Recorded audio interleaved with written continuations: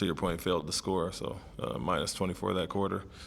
To give up 44 in a quarter, you got to at least get it back on the other end to keep it close. And yeah, we had a poor quarter on both ends.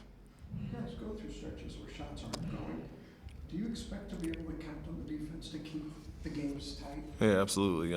That's what was disappointing about it. I felt like we were back on our heels, and Gilgeous-Alexander and Holmgren, and to some extent Jalen Williams, got whatever they wanted a little bit too easy. So credit to them. They got some good one-on-one players, and they beat our one-on-one defense. And when they're scoring at that rate, you got to be able to match it on the other end. And so bad quarter for us. Other than that, we tied the first, won the second and third, and won the third and fourth.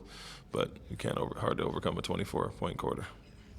They obviously play super physical. Were you happy with how physical you guys played, and how would you assess that? No, I wouldn't say so. I think offensively, even from the start, tie game after the first quarter, but we were going to the basket, not getting a lot of calls, and probably complaining for calls or looking for calls. So I'd like to just play through that.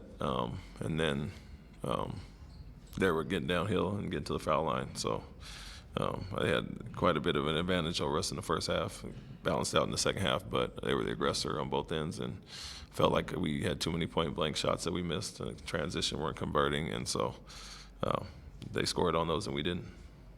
There was a possession in the third quarter where you guys blitzed SGA, and he set up Caruso for a layup. You immediately called timeout. What were you wanting, and what led to changing up defensively as opposed to the switching you guys normally do? Well, we were big at the time, and so obviously Steven and Alpy in there, we're not going to switch with those guys as much, especially on really good scores. And so went after them, and the rotation wasn't prepared behind it. And so made sure we heard it in the timeout again.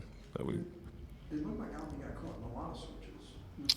There was some with Caruso, but we're not going to switch on to Gilgeous-Alexander or Jalen Williams. We don't mind him guarding some of their other not as good scores. But yeah, on that specific blitz there, we just didn't get into the rotation, and our backside guys weren't ready. So that's why I called the timeout. Thank you. Thank you. There we go.